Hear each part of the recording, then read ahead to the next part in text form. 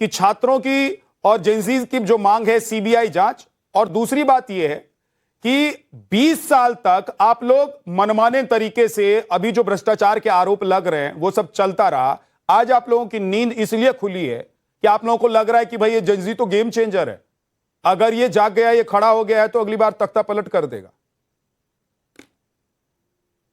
छात्रों को राजनीतिक इस्तेमाल भाजपा ही कर सकती है और इसलिए ये आकलन चल रहा है कि आने वाले चुनाव में छात्रों का असर कितना हो पाएगा और उसका आकलन करके इन लोग का व्यवहार आगे पीछे होता है।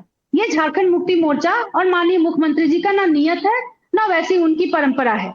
मैं आपको बता देना चाहती हूँ, छात्रों के प्रति जो इतना हिलकोरा मार रहा है, जितने भी भाजपा के जितने भी लोग हैं, उन लोगों का जितना भी ज्ञान देखिए, अभी इतना ज्ञान अभी इनका उभर कर सामने आ रहा है, ये ज्ञान वहां पर जाकर के समाप्त हो जाता है जब जंतर मंतर में हो, बिहार में हो, उत्तर प्रदेश में हो, गुजरात में हो, राजस्थान में हो। अभी बिहार में एक चलाया गया। प्रफुल्ल जी आप ही बोल लीजिए, फिर मैं जा रही हूँ। नहीं नीलम जी बोलिए। मतलब पेशेंस नहीं है। मतलब कि आप सोचिए ना कि जब सही बात बोलो तो इन लोग को ऐसे ही तिल मिलाहट होती है। पेशेंस रखिए महाराज, थोड़ा तो चैनल पर तो कम से कम सभ्यता मेंटेन कीजिए। चंपत राय के फॉलोवर्स हो आप लोग, हमको मालूम है कि आप लोग चंपत राय के फॉलोवर्स हो, चंदा चोरी करने वाले के फॉलोवर्स हो, आप लोग मंदिर का चढ़ावा चोरी करने वाले के फॉलोवर्स हो। आप लोग में सभ्यता नहीं हो सकता है, आप लोग में मैनर नहीं हो सकता है। प्रफुल्ल शाह देव जी आप भी रुक जाइए और नीलम जी आप भी रुक जाइए।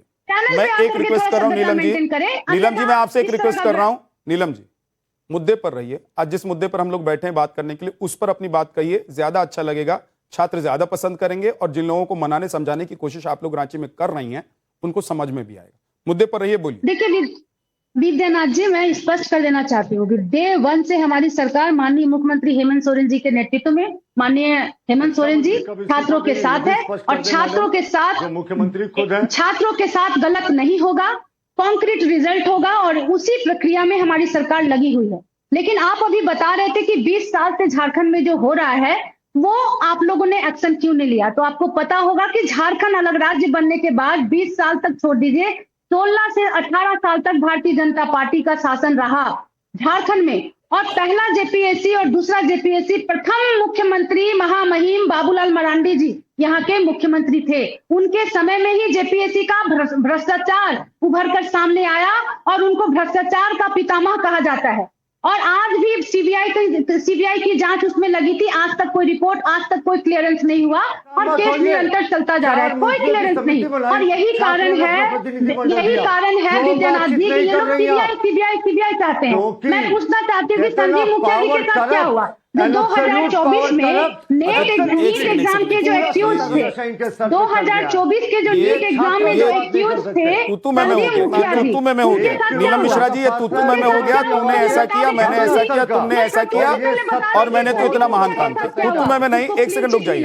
दो बातें हैं नीलम जी जिस पर छात्र अड़े हुए हैं। नीलम जी दो बातें हैं जिस पर छात्र अड़े हुए हैं, एक है सीबीआई जांच और दूसरा जिस तरह का प्रतिनिधिमंडल लेकर वो मिलना चाहते हैं, जाना चाहते हैं, बात करना चाहते हैं सरकार से, उनको जाने दीजिए ना, क्या दिक्कत है? पत्रकार और वकील उसमें रहेंगे तो क्या हो जाएगा?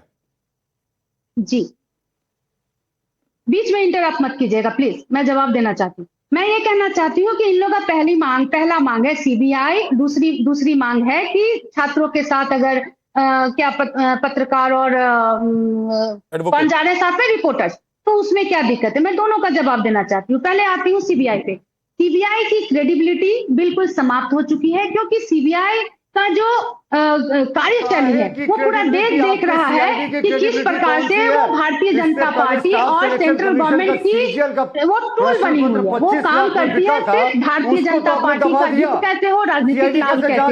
इसका कई उदाहरण है हमारे पास। उसका उदाहरण है कि देखिए 2024 में जब नीट एग्जाम होता है, संजीव मुखिया उसके प्रमुख अभियुक्त होते हैं और उनका जांच होता है, उनको क्लीन चिट दिया जाता है।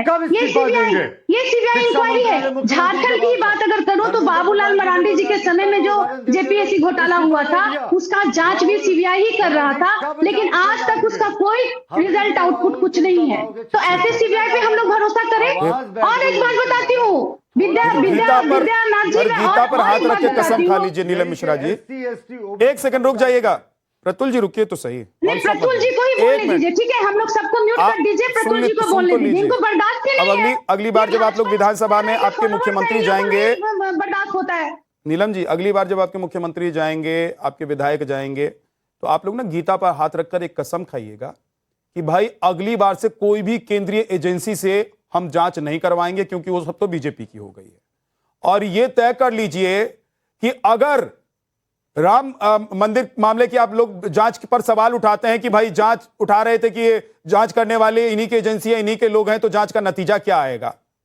तो आप लोग फिर एक काम कीजिए कि जो छात्र कह रहे हैं उसकी जांच सुप्रीम कोर्ट से करने की सिफारिश कर दीजिए।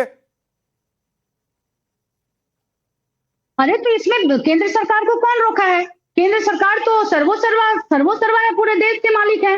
वो कर दे सुप्रीम कोर्ट के हवाले, होगा सुप्रीम कोर्ट में मामला, दूध का दूध पानी का पानी। मैं आपको बता देती हूँ विद्यानाथ जी कि ये लोग सीबीआई से इसलिए सिफारिश जांच करवाना चाहते, सीआईडी के विरोधी इसलिए हैं क्योंकि इन लोग को खुद फंसने का डर है। आपको लग रहा है कि वहां पर जो छात्र खड़े हैं जो इस बात की मांग कर रहे हैं कि सीबीआई से जांच करा दीजिए, पत्रकार और एडवोकेट के साथ हम जाएंगे बात करने के लिए, वो बीजेपी के लोग हैं?